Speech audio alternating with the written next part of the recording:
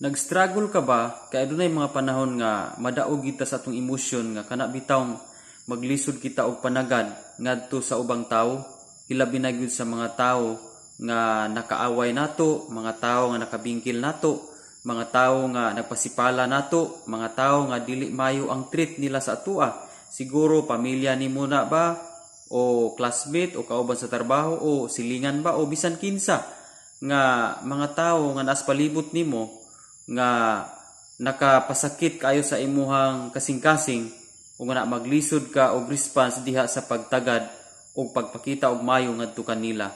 So this video atong isigutan kani nga sambingay alang kini kanimo ug kanako kay dunay mga panahon nga dili mayo ang tuang treat ngadto kanila, dili mayo atong response sa mga tawo nga nagbuhat usab og dili mayo sa tua. So guys, nindot ni nga sambingay. Welcome guys sa atong sambingay sa Kristohanon. Nga daghan ka mga moral lesson nga makutlo o ma-apply sa kinabuhi while nag-alagad kita sa Ginoo. Para masabtan nimo ning mao nga storya karon, inani ang senaryo sa mga storya. Adunay managsilingan nga Kristohanon ning usa ka silingan tapos nakasilingan siya og dili Kristohanon. Samantalang kaning dili Kristohanon, grabe gyud ka bagulbulan. Grabe gyud ka madinungtanon, grabe kayo ka mo yaw-yaw, unya madungog ra sa Kristohanon nga silingan. Karon, katong Kristohanon nga silingan, daghan siya og mga manok. Nagbuhi siya og mga manok. Karon, tungod kay silingan ra lagi, ang iyang manok muadto po dito sa silingan niya. Ang nakaproblema pa gyud kay musulod dito sa ilang panimalay, unya pangbungkagon pangkakaon kung unsay mga makita dito nga mga makaon. Usa ka adlaw niya na balig yung laguta aning usa ka silingan nga dili Kristohanon kay kanilaging manok nakasulod didto. Ang manok sa silingan nakasulod didto sa iyang panimalay unya gipangbungkag gipangkakha ang mga naas sulod silang panimalay nga mga makaon. So baling sukua sa kaning silingan nga dili Kristohanon, yaw-yaw sa didto. Ana iya jung ipadungog gitong silingan niya kay madungog ragon. So yaw sa dito unya ro nang manuka balik ra ka di ba tagutuon tagyug ka hiwa-hiwaon tagyug ka buto balik niya sukua karon kay nakadungog maning silingan. Unya pagkadungog silingan gipakita pa gyud siya nga gihapak iya yung gibuno pag-ayo ana hapit gyud maigo kining manok.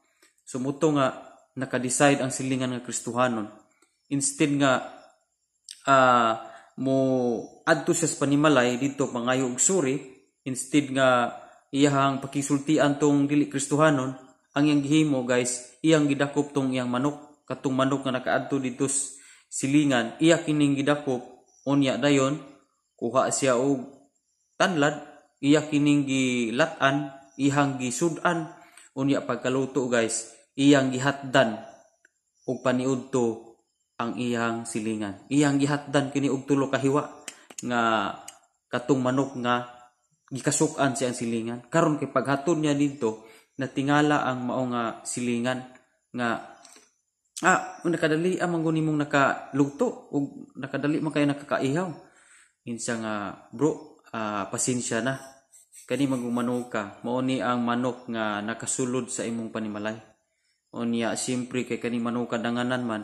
So siguro mo ni ang hinundan nga nasuko ka nining manuka ako na lamang ning giihaw o niya kay dili man pud ni mahurot nako ubay-ubay man ning sudan ani kay dako man ning manuka mo nang gisiranti ka ani nga sudan ini nga manok. So diha guys naulian ang kasuko sa maong silingan nga dili Kristohanon ug nangayo pud siya pasaylo niyon pud siya nga pasaylo ako bro nga nadalagi ko sa kong emosyon. Actually, ako ra gitong gituyo biya pod para makadungog pug ka nga naglagot gyud ko.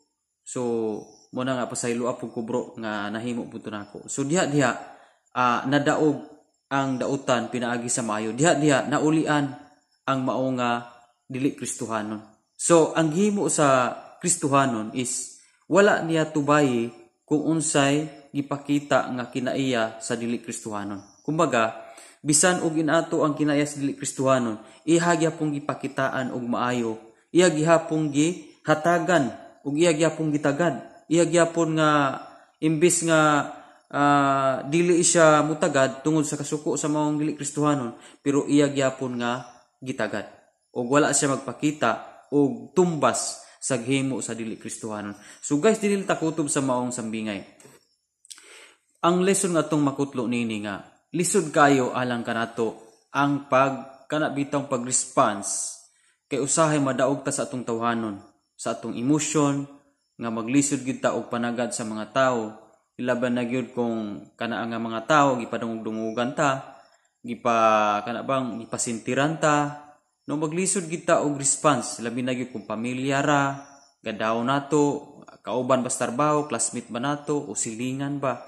So maglisod kita og kana bitawng pagpakita og maayo ngadto kanila tungod sa ilang gihimo nga dili pud maayo diri sa tuwa.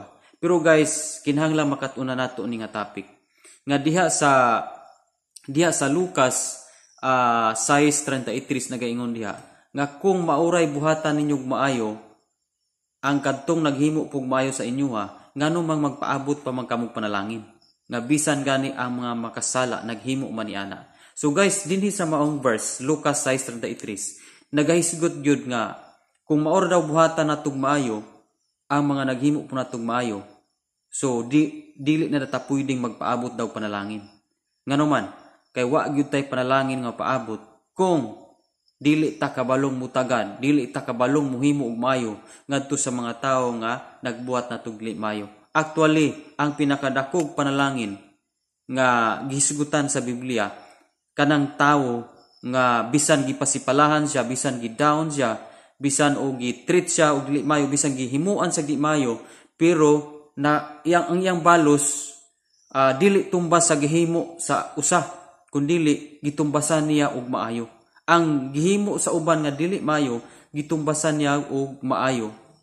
So maunay dako kayong panalanginan sa Ginoo. Usa ka example na si Joseph. Diya sa Biblia si Joseph gihimuan sa dili maayo sa iyang mga igsuon sa dito sa Egypt. O bisan kinsa nga mga tawo muhimo niya dili maayo, pero ang iyang gisukli, kabalo ka unsa iyang gisukli, maayo ang iyang gisukli sa mga tawo nga nagbuhat niya dili maayo, di ba? So tanawa ang kinabuhi ni Joseph. Dako kayong blessing sa kinabuhi ni Joseph. So guys, kung maoray tagdon day nato ang mga tawo nga mutagad ra po nato, dili gyud ta makapaabot og panalangin kay sigurado gyud nga wa gyud tay panalangin.